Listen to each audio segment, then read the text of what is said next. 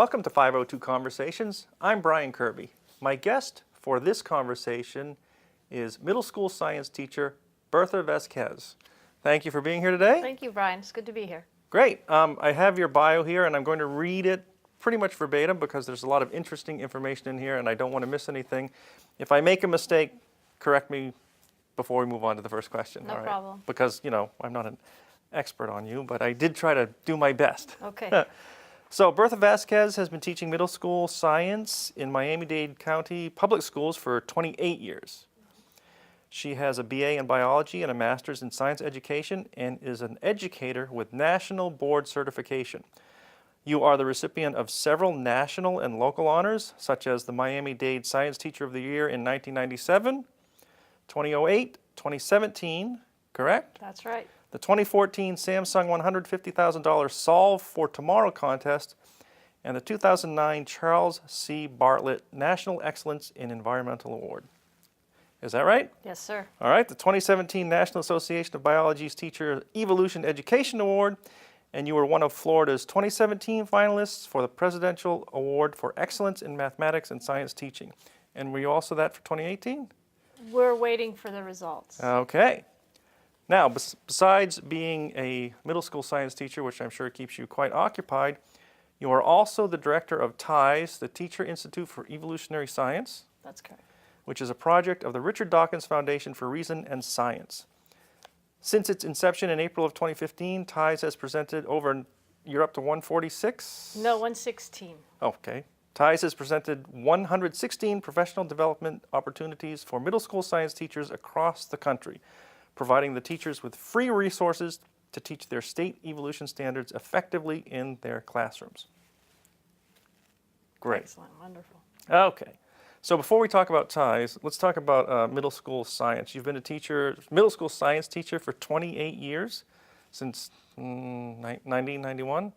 91, I guess? 91. So that was good math. Did you go? I wrote it down. That was quick math. I gave it the good acting. 1991. That's good. I have to think about that sometimes. So did you go originally to university for teaching? Is that what you wanted, or you went and you decided, oh, I want? No, I wasn't sure what I wanted to be when I went to the university. I ended up with a biology degree because I love biology. And then I had the opportunity to teach English in France for a year. So I did that. And I wasn't planning on being a teacher, but when I got to France, I realized I really loved it. I love teaching. So when I got back to the States, I thought, well, I know what I want to do now. And what do I love the most? It's science teaching, science. So I got my certification to teach science over time. So you taught English in France, for Americans at? No, for young French kids at a high school. Oh, okay. I was like their... So with no teaching certification, you got thrown into that? Yeah, they get college kids in France. They have a program where it's mainly English young adults, but I mean, I went over there for a year and I was like a French assistant, teaching assistant. Okay. You know, and there was a teacher in the room. It was just a good thing for the French students to have a native speaker talk to them about American culture and American history and so forth. And you did that for a year and decided that you really loved teaching science. Well, I could come back and teach English, but I love science more. What I realized there is I love to teach. Okay. But my degree was in biology, so I rather teach science. So you came back and then you had to get certified, I suppose. Yes, but there was such a teaching shortage for science and math teachers, as there still is, that they hire you on the spot. I was interviewed on a Monday and I started teaching on a Wednesday with 0 teaching education credits or anything. So you hadn't done the standard teacher thing. If you know you're going to be a teacher, they usually, the senior year, you work under someone for 6 months, developing lesson plans, and oh my gosh. Not in Miami-Dade County in 1991. They were desperate for science teachers. They just threw me in there. And you'd never done a classroom plan, or you got some of that experience in... I never had done anything. I had never done anything. No, France was Here's your room. Yeah, here's your room, here's all your these books. beaming 6th graders Goodbye. at you. Goodbye, that's it. That was it. And it wasn't the easiest place to teach. It's not where I teach now. It was a pretty difficult area. So it was what you call baptism by fire. Wow. And did they encourage you to get your certification? So what I mean You is had they to. pay you to do that? Or They you, gave you 2 years to get the credits that you needed, Okay. the college credits that you needed, and to pass the exams, the science exam and the general education exam. so you were thrown into middle school baptism by fire, and you had never taught before, so you happen to be a biologist, which is a science. Or had a biology degree. Biology degree, sorry. So it's a science. But are middle school science teachers generally science oriented, or are they teachers that have K through 8 certification and that they could be asked to teach anything? You're a fourth grader this year, not a fourth grader, you're a middle school teacher for seventh grade this year, next year you're going to do eighth grade English and... No, it's science. I mean, you might be jumping around between 6th, 7th, and 8th grade science, and you might have to jump around between life science and physical science, or earth-space science, but it's science. So they are experts in their field. In science, yes. Okay. But, I mean, I had a degree in biology and I was teaching physical science. It's hard. You learn as you go. I always say it takes 5 years to get good at a class. Okay, so your science could be biology, but that doesn't mean that's going to be the science that you teach. Right. Or what How does we that have, go? You learn. You stay a chapter ahead of the kids. And it's one of the reasons I started ties. So when we get to that, I'll tell you what my rationale was. But you learn and you figure it out. And what has always happened to me is that other teachers help you. Okay. They open their file cabinets to you. You observe their classes. They give you their lessons. Teachers are their own best resources. We will get to ties. Before we do, though, I just have a couple of these background questions Sure. just to know more about you. And one of them is, this is just a question I have. Since you've been at it for quite a while, science can move pretty slowly, right? And updating textbooks is notoriously slow because schools don't like to throw out books. They keep the same textbook for years and years and years. I remember being in middle school with 5 years. 5 years? There's a limit on it? Well, they get a lot of use in 5 years, though, right? So have there been significant developments in middle school science, and the textbooks are updated to keep up with that? And what I mean is, are you, as a science teacher, does something happen maybe in 2014, but the textbook just came out, so you're not going to get a new textbook until 2019? And Well, does that question make sense? yes, it does. And all the textbooks are online now. Oh, So am I a dinosaur or what? Oh so my the kids gosh. go to what's called the portal, which is where they have all their grades and everything. And they click and the textbook opens online. I feel like an idiot. Well, they get a hard copy I don't too, have kids. so don't feel so bad. Oh, they do get a hard I mean, they get hard copies usually. Most of them are, yeah, they get hard copies they have to return at the end of the year, but Okay. the majority of this stuff is online now, so it could be easily updated if necessary by the publishers. And do they do that Yeah. throughout the year? No And kidding. now there's a lot of interactive stuff. You know, a child will click on page 68 and there's a video there. There's a game there. There's a like a Venn diagram that they have to drag and move the terms into the correct place. So it's become much more interactive. Wow, I should go back to school then. Science is way more fun now than it was. I mean, I remember going to science classes, open to page 80 and do questions 1 through 10. Now there's a lot of hands-on, inquiry-based stuff. I mean, I think the direction science education has taken is very good. So, I guess so let's get to part of the meat of that then, besides the updating and the online thing. What's changed in 20 years in science? Now, I've had doctors that I interview and they say, everything's changed in 50 years. We don't do this anymore. We found out it's wrong. Anything like that happen in science? I mean, the moon is Positive still... or negative? You want both? It doesn't matter. Well, if something, define negative? If you find out that, oops, we were wrong about gravity, everything goes up. Oh, you mean the concepts? Yeah. I was thinking more like educational trends in general. We'll do both of those then. Okay. Concepts first. Anything been overturned? I know gravity's still there. And Gravity's still there. I mean, I think the big focus has switched to inquiry-based learning. You don't tell the kids, okay, this is the evidence for evolution. You say, what do you think is the evidence for evolution? And you put them in groups and you send them off to figure it out. So there's no more recipe labs where you get the materials and the procedures and you just tell the kids what to do and the kids do what you tell them to do. Now it's much more open-ended where the kids can design their own experiments. It's much more inquiry-based, evidence-based. So they are thinking it through on their own. Yes, they're supposed to draw their own conclusions. I mean, sometimes you have to give them background and definitions and things like that, but they're supposed to be figuring it out on their own. Isn't that great? So that's a conceptual change then. Yes. from open page 80 and do this or do this experiment. Yes. And this is what's gone. The other thing that's changed a lot, which is a trend I don't particularly like, is all the labs are online. So, you know, pick up the test tube and move it over here. Oh, so there's and then no bring physical... a dropper. I guess that's great if you're somewhere without very good resources, but I want to do the lab. I want the kids to get dirty. I want them to break the test tubes and figure it out and work together and disagree and get angry. I mean, that's how science works. They get dirty.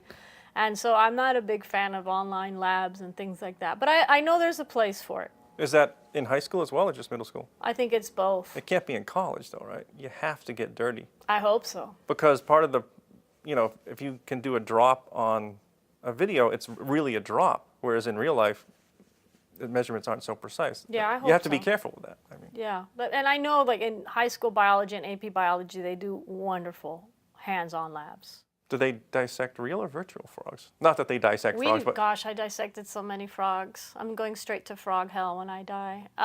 So you do real... Because We I do could real see you could frogs. actually do that virtually. And Yeah, that might... now we could do it virtually, and I think we should.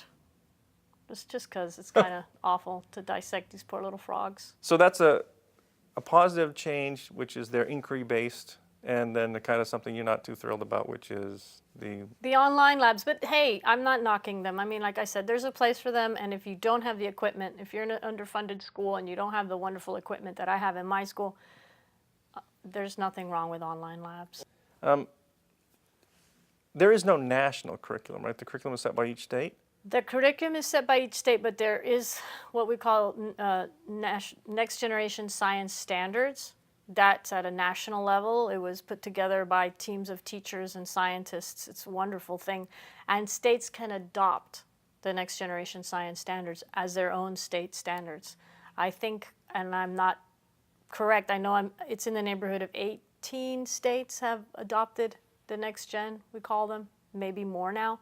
Other states, like South Dakota, for example, have taken them, and they're practically the same thing, but they call them the South Dakota Science Standards. And then there are states that just do their own thing completely.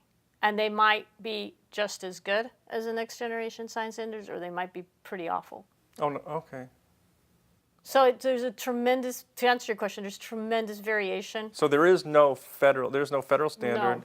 But would that be a good thing if everybody adopted these national science, the next generation? There's a tremendous amount of controversy about that. There's a lot of states that don't want to adopt standards that have climate change and evolution in them, for example. Oh, okay, so that's the holdup. Yeah.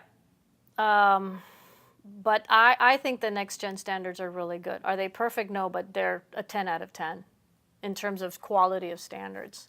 And a child, if it's properly implemented by the teacher, because one thing is standards, another thing is how is the teacher implementing it in their classroom. If a child in a next-gen state is getting much better standards than some children in states without the next-gen standards. You know, but there are states that don't have next-gen, they have fabulous standards too. Okay. So. I guess we'll move into ties quite soon, but I have one question. You just mentioned some states don't want it because of evolution and climate change. So I guess I'll ask just a front-loaded question. Evolution, what's not to accept?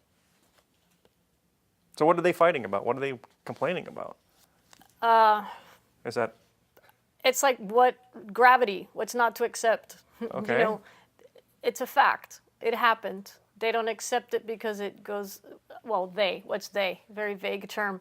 Probably a lobby group, I imagine. Some groups in this country will not accept it because it goes against their worldview, their religious beliefs. Majority of our religions accept evolution, but there are some that still have quite a bit of pushback against it. There's, I'm sorry, but because you mentioned that, so there's no coherent scientific objection to evolution. No, not at all.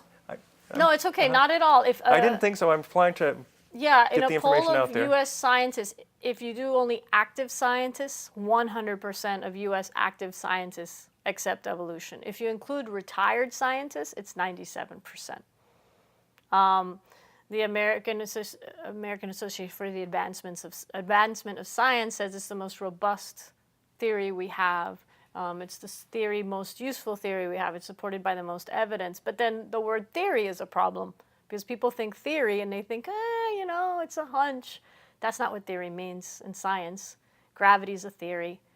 You know, we wash our hands before we operate on somebody. That's the germ theory. So there's a misunderstanding of the word, which causes a lot of problems.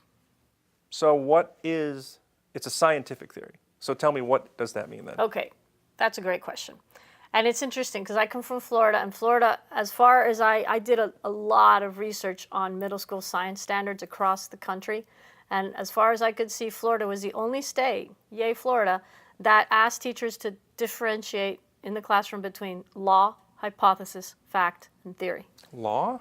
Law, hypothesis, fact, theory. Oh, I see, law. So what I Sorry. do, because you know now teaching isn't, this is a definition of fact and this is a definition of hypothesis. We don't do that anymore. Now it's tell the kids to put them in order of least important or least big to most important and most big. It could be the smartest kid in the room. Nobody puts theory at the top, and theory is at the top. So fact is at the bottom. Fact is a tiny piece of something that's been observed over and over and over again. Humans have 46 chromosomes in every body cell, except for sperm and egg. That's a fact. It's tiny, you know? Then comes hypothesis, a testable statement. Then comes law. Laws describe nature. So the law of gravity describes gravity. Laws of motion describe motion. Then comes theory. Theory is an explanation, a very broad explanation of something that happens in the natural world. So a theory will encompass laws, hypotheses, and facts. And theories can change over time. As more evidence comes in, a theory can be tweaked. But they're the strongest explanations we have for something that happens in nature. So, for example, the idea that the sun is the center of the solar system, that's a theory, the heliocentric theory. You know, living things, I mean, all matter's made of atoms. That's my favorite. I do atomic theory with my kids, the history of atomic theory. And I show them, they thought it was a solid ball, like a BB. And then they thought it was like a pudding, you know, with positive cookie dough with negative chocolate chips. It's the Thomson model. And then they realized it was mainly empty space. And then they realized that the nucleus had protons and neutrons and the electrons were at levels. And I show them that over time, every generation improved upon that theory to what we have today. And so they have to understand that theory means explanation. So quickly what I'll do in my class is laws describe, theories explain. Laws describe, theories explain. That is not understood by the general public. If I had $1 for every time I heard evolution is just a theory, I could retire from teaching and buy a house in Provence or something, which sounds nice. So how does evolution work? Well, what we try to explain in a classroom is the primary mechanism of evolution, which is natural selection. Although there are other important ways evolution can happen. It's called genetic drift, for example. But natural selection takes place when you have a population, and you have to have 4 conditions for natural selection to take place. You have to have variation in the population. So let's say you have some pocket mice, and they live on a sandy floor, and there's variation in the fur color of the pocket mice. And then not all of them survive to reproduce, so it's differential reproduction. And then those that survive to reproduce, it's not by chance. It's because they have mutations that give them certain characteristics that allow them to be more successful. And then they must pass these genes, these heritable factors, to their offspring. So whatever helped them survive and reproduce must be heritable or passed on to their offspring. So it's random mutations in a population, and some of those random mutations will kill you, and some of those random mutations will help you have more babies. And over time, there will be an accumulation of favorable mutations over time, which can lead to changes in the population. Okay, so the mutations are random, and so whether they're beneficial or detrimental, Or you don't know. neither, neutral. Or neutral, but if they're beneficial, Over time, they may spread in the population. so you'll pass a beneficial mutation on, hopefully, and if it works enough, you keep moving up the ladder a little bit. Right. And then there's a point in evolution where you might have one species become 2, And that simply may be that there's isolation, geographic isolation. Then these two species reproduce for 1,000 years, and by the time they come back together, these two populations of the same species reproduce. By the time they get back together, they don't reproduce with each other anymore. They're now isolated. They're isolated reproduction groups. And here we are.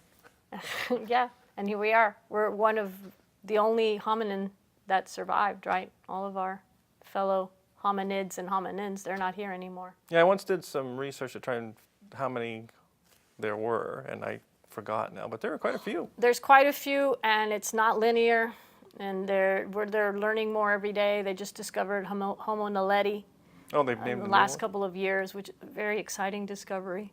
Oh, interesting. Wow, there's another one I lost count of. That's a cool one. You should look that one up.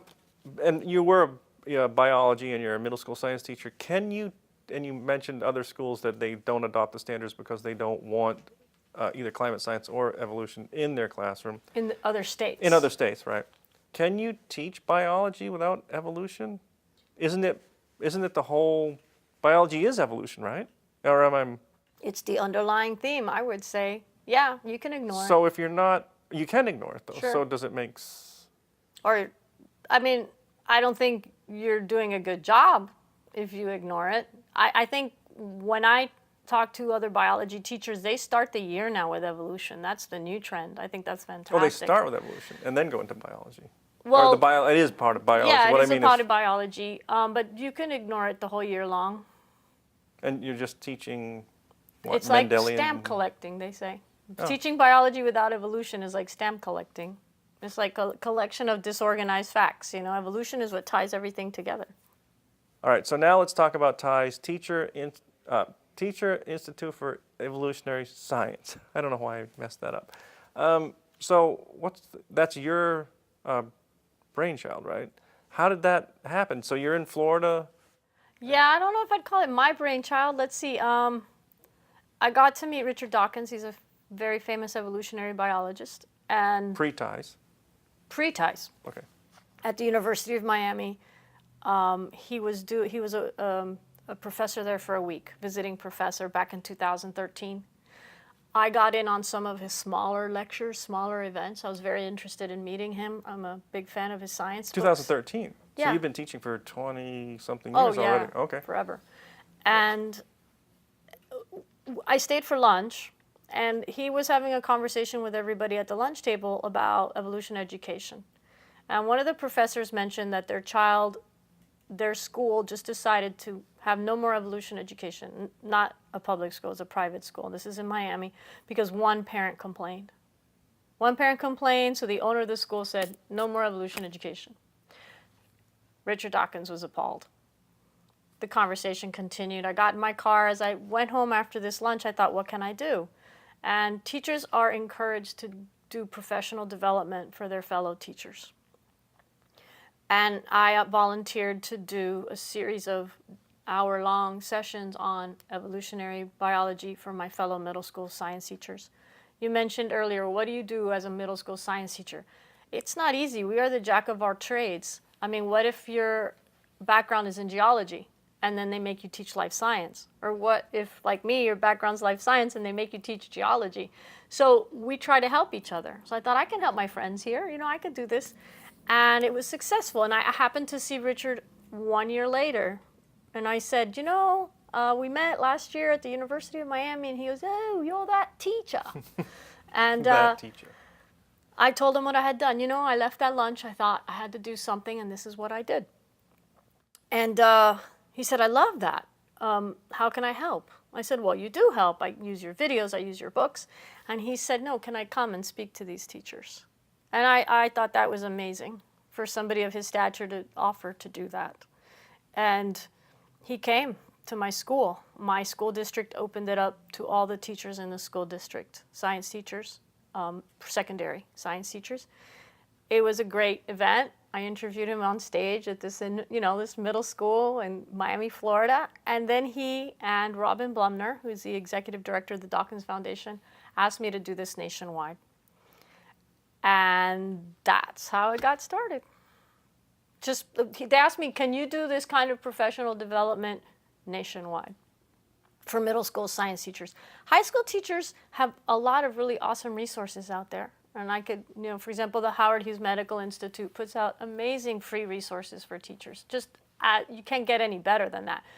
So I thought, they already have good stuff as high school teachers. Let me help the middle school science teachers. So when they asked you that question, what's your immediate reaction, though? Holy cow, are you crazy? Yeah, right. That's what Yeah, it scared me. I have a lot of experience in professional development from the National Board Certification Standards, that thing you mentioned at the beginning. So I knew how to do it. And I thought, gosh, this is quite an opportunity. What a challenge and what an honor. And you have to build a whole program, though. I did. And I have to hand it to them. They said, you know what you're doing, go ahead. And they trusted me. And did you base it off the workshops that you've been, is it okay to say workshop? Yeah. Okay, and you based it off the workshops you've been doing for your own teachers? Not really. Oh. Not so really, the whole thing becomes a different idea. It was completely brand new. And I put some ideas in my head. First of all, I wanted to give teachers an entire unit of study. I didn't want to give them one lesson. Now, explain that for not everybody's a teacher. What's a unit? That's what, a 4 and 8 week program? The years divided into units? It depends on the state, but say even if it's just 2 weeks. Okay. You go to a workshop and you get one lesson, one lab, like 60-minute lab, and that's fantastic. But I wanted the teachers to walk out of the workshop with the whole unit. So I give them what we call a bell ringer. That means when the kids come in, kind of get them thinking about it. It's a quick thing, kind of pre-assess where they stand on, in terms of understanding of the content. I give them a slide presentation full of lots of fun, hands-on, active learning ideas. Remember, science isn't supposed to be taught as a lecture anymore. I give them labs. I give them readings. I give them online games. And I give them the exam. So basically, it's like, open the box, and here's your whole. And you give it to them? It's all free. Okay, because just clarifying. Yeah, it's all free. So it's all free online digitally. You could download everything. But at the workshops, I also give everybody hard copies, because teachers love nice copies of stuff. And yeah, it's all free. I make sure it's all Microsoft Word, so it's modifiable. It's not my stuff. I don't do PDF, for example. And I tell them, take my name off that slide presentation and put your name on there. I don't care. I also make sure all the labs can be done with less than a $5 cost. So for example, there's some fabulous labs that are very expensive, like comparing skulls, comparing the skull of a chimp with the skull of a human, with the skull of Homo erectus or whatever. Very expensive. I have these skulls in my classroom and they're like $700. So I modified the lab so that you can use pieces of paper with pictures of skulls, and you get the exact same concepts out of this. So I'm also making sure it's cost effective. And you mentioned you've done, is it evolving? Oh my I'm goodness, so sorry. Yeah, no pun intended. I know, I was going to use that joke today in my presentation. So you started, it hasn't been that long. And 3 years. You've made a tremendous amount. When you're talking here, it seems like this is like a 20-year thing that you've done. 3 years. It was just me. And then what I realized is I'm a full-time classroom teacher and a mom, and I'm not going to be traveling all over the country. So I started recruiting presenters. So I've done that in a lot of different ways. My first recruited presenter was in Texas. So the first workshop not presented by me was in San Juan, Texas. May I clarify one thing? So when you say presenter, so you're recruiting people to go in when I don't know if everybody knows this, but districts have professional development days as part of their contract or part of the deal. Exactly. And so what you mean is this is a workshop that would be presented at a professional development day in the middle school? Yes. Okay. Yes, yes. Or those are my favorite, the ones you just explained. But we also do state conferences. For example, next Friday is the Florida Science Teachers Association State Conference, and I have a presenter going. And so we do that. We do national conferences. We'll partner with a zoo or a university or a museum, and those organizations have educator workshops all the time, so we work it with them. And it's just spread all over the place, from just me in Miami to 58 active presenters. Alrighty, I took you off the track of recruiting the presenters, so you can go back to that. Sorry. Yeah, no, I find different ways to find good people, and what I'd say 56 of those 58 presenters are high school AP biology teachers. And I love that I try my best to make sure that they're local, because I want them, I'm trying to promote teacher leadership. Oftentimes, teachers are not leaders in education. I wish we were.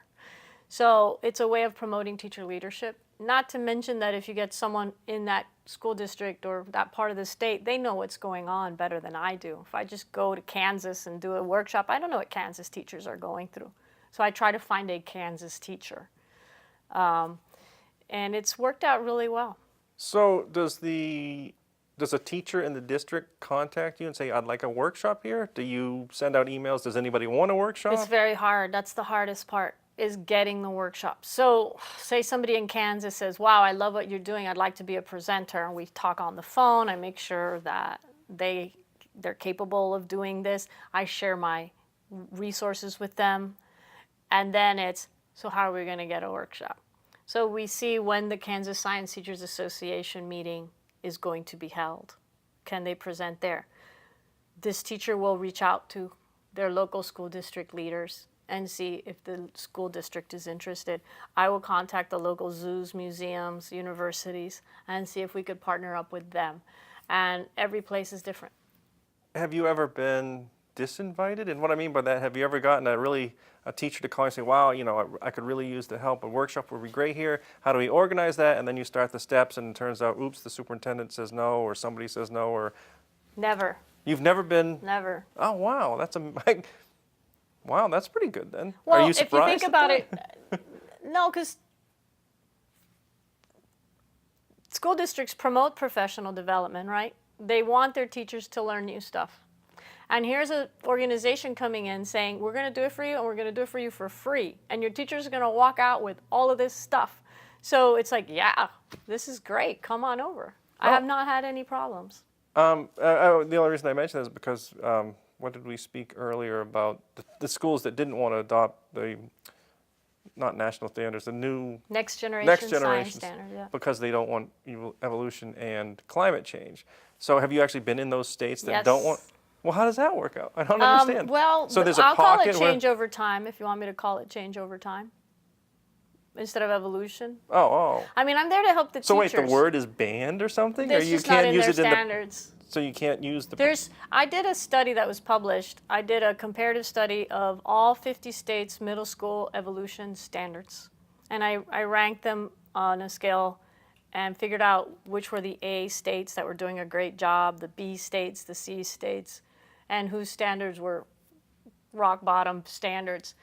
And in the states where the word evolution is not mentioned, but they have to cover, I don't know, changes over time, then I'll do what I can to help those teachers. So I modify the presentation to the needs of the teachers in that state. That's interesting. The only thing I can think of is that it sounds like if you went into a state where they had math in the schools, but for some reason they never used the word addition, they would just call it, we put two numbers together to get a bigger one. Mm-hmm. And everybody else in the world is going, what? Because when you said change over time, I got a little confused there. So we put two numbers together in my state and we get a bigger number. Yes, that's what I'll call it if you want me to call it that. Okay. I want to help the teachers. I get it. That's just an interesting. So that's how you can get in then. Mm-hmm. And have you seen any states change their state standards and adopt? For the better, most of them, yes. I mean, since I did that study that was published, some of the states that were D's and F's have improved. I haven't seen anybody go down. I'm very optimistic. Maybe I shouldn't be, but I think science education as a whole is improving.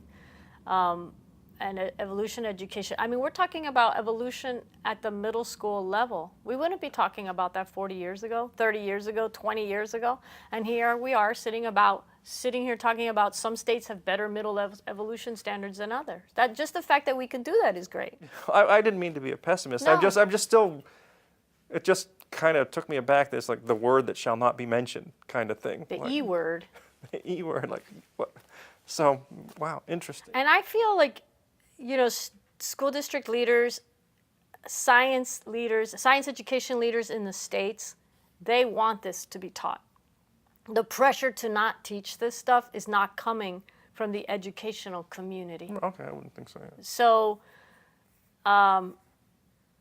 So you talk to a school district leader, you talk to a science district supervisor, they want their teachers to know this and how to teach it effectively. You've mentioned, let's get into the teacher part of it for just a second, because you mentioned, I'm not sure if I read this on your website or I have watched some of your videos myself. You mentioned something about percentages of teachers that teach evolution, but they don't believe it themselves, or I think I have some numbers, so. Well, 13 to 16% of high school biology teachers in this country openly espouse the idea that man was created in his current form 6,000 years ago. Those are not the teachers we are trying to help. We want to help what we call the cautious middle. So you have 20 to 30% of teachers doing a great job. They love the subject, they're enthusiastic, they're confident, they do a great job. You have the 13% on the other end, and this is high school. I'm not sure what the numbers are in middle school. I don't think it's ever been actually done. Can I just interrupt for a second? Sure. Evolution is not a belief system, though. No. So if you graduate college with a biology degree, and you have to say that you accept evolution, no one is forcing you to accept a belief system. It's a scientific thing. So you get your biology degree, you go out and teach middle school science, and 13% of people still. High school, I'm sure it's higher in middle school. I'm guessing. Do you understand my point here? You're not forcing someone to change their belief system. You're telling them you have to accept this, because it's like, I don't know if I'm making any sense, but. I think there are teachers in this country that say, hey kids, I got to teach this. I don't believe it. You don't have to believe it, but I got to teach it because you have a test to take at the end of the year. There are teachers who do that, I'm sure. And I've had them in my workshops. And I know you're free to believe whatever you want to believe, which is great. I wouldn't want to take that, but this is something that's actually true. So it's not that you're not, no one's trying to force you to believe something. They're just saying you should accept this fact, I guess. Is that, I was just kind of weirded out by the way you phrased that. Yeah. It's not a belief. It's not supposed to be a belief system. I think the best way to point that out is if you had I always talk about Dr. Kenneth Miller. He's a cell biologist at Brown, the author of my textbook, and the person I consider to be the greatest defender of evolution education in this country. He's a very thoughtful religious man. I'm told he goes to church every Sunday. And then you take someone, say Richard Dawkins, who's known to be a non-believer. And I say to the teachers at the workshops, I say, if you were lucky enough to have one of these two guys, these two scientists teaching your class for you, there should be no difference in the content being taught. And Kenneth Miller's textbooks are outstanding. That's what we try to get across, that it shouldn't make it, your religious beliefs should not make a difference. But of course, there are people in this country that do have a problem accepting evolution because of their religious beliefs. I wonder what well, I don't want to get off on too much of a tangent here. So I took you away from. Yeah, no, what I was I'm saying sorry. is it's okay so say you have 28% of the high school teachers doing a great job and you have 13% openly espousing creationism. TIES isn't gonna, we don't want to change those 13%, there they are. We're working with the people in the middle. We're working with the people in the middle that are, they're just trying to do a good job and get their kids to soccer practice on time. We just want to give them good resources and content so that they could do a better job. That's our target is that group there. And what I'll often do is take some of these great teachers here in this top end and make them the presenters for these teachers in the middle. All right, now, what feedback do you get from this? Very positive feedback. We've never had negative feedback. The only negative comment I've ever gotten, one of the things that presenters have to return to me are evaluations.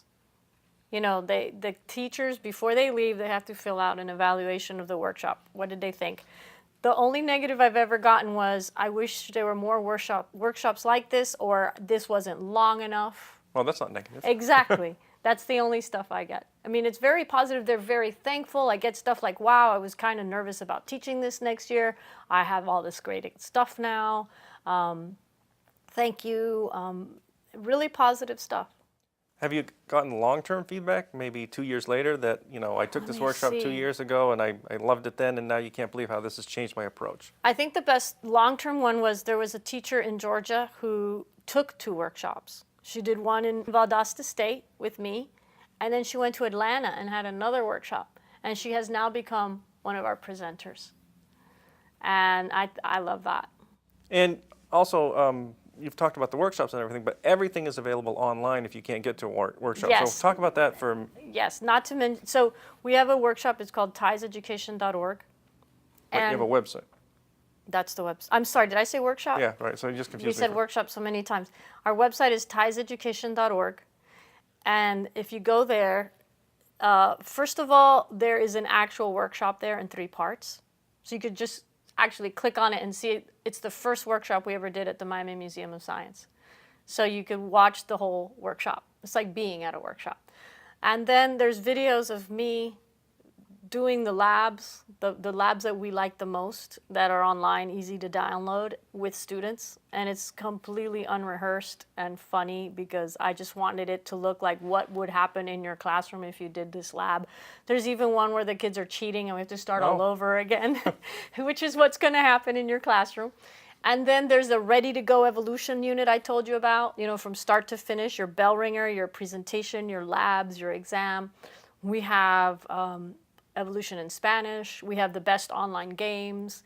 And it's not all created by me. I just go through the web and find the best sites and the best resources and put them all on one page. So I'm doing all the work for the teachers. I call it the Walmart of evolution education. The Walmart of... Yeah, I put it all there. And then another thing that I have there is when teachers send me good stuff, I have a section called Resources Shared by Your Fellow Teachers. And I add your stuff that you're sending to me. So teachers could find all sorts of gems there. All right. Bertha Vazquez. Give the website one more time. Tieseducation.org. Ties Education, T-I-E-S, education.org, all one word. Yes. All right, Bertha Vazquez, thank you very much for being Thank on you, that was 502. fun. Well, I appreciate that. It is 502conversations.com. You can reach me at 502conversations@gmail.com if you enjoyed this conversation. You can also email if you didn't enjoy it, because I do appreciate feedback. Thank you very much for being here. Thank you. You're welcome.